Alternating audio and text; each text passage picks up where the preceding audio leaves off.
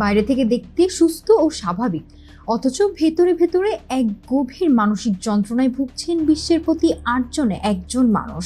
বিশ্বখ্যাত চিকিৎসা বিষয়ক সাময়িকী দ্য ল্যান্সেট এর নতুন এক গবেষণায় দেখা গেছে, বর্তমানে পৃথিবীর প্রায় 120 কোটি মানুষ কোনো না কোনো মানসিক সমস্যায় আক্রান্ত, যার মধ্যে উদ্বেগ আর বিষণ্ণতার হার সবচেয়ে বেশি।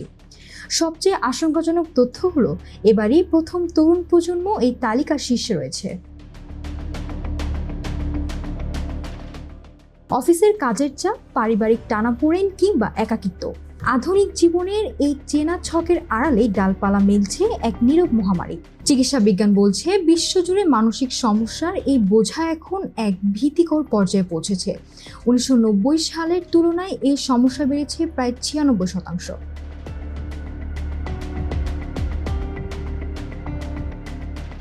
204টি দেশের তথ্য বিশ্লেষণ করে তৈরি করা এই বৈশ্বিক প্রতিবেদনে দেখা যায়, সাধারণ মানুষের মাঝে সবচেয়ে বেশি বাসা বেঁধেছে চরম উদ্বেগ আর বিষণ্ণতা।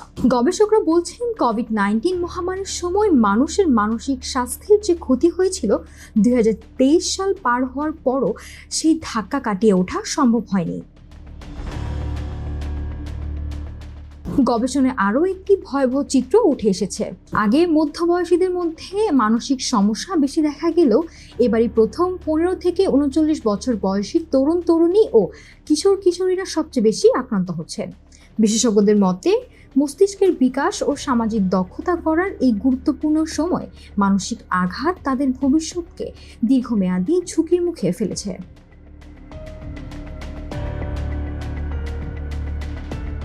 গবেষণায় দেখা গেছে, নারীদের মধ্যে উদ্বেগ ও বিষণ্ণতা বেশি থাকলেও অটিজম, ADHD বা ব্যক্তিত্বজনিত সমস্যা পুরুষদের মধ্যে বেশি। কিন্তু এই বিপুল সংকটের বিপরীতে সারা বিশ্বে মানসিক স্বাস্থ্যসেবার সুযোগ এখনো চরমভাবে অপর্যাপ্ত।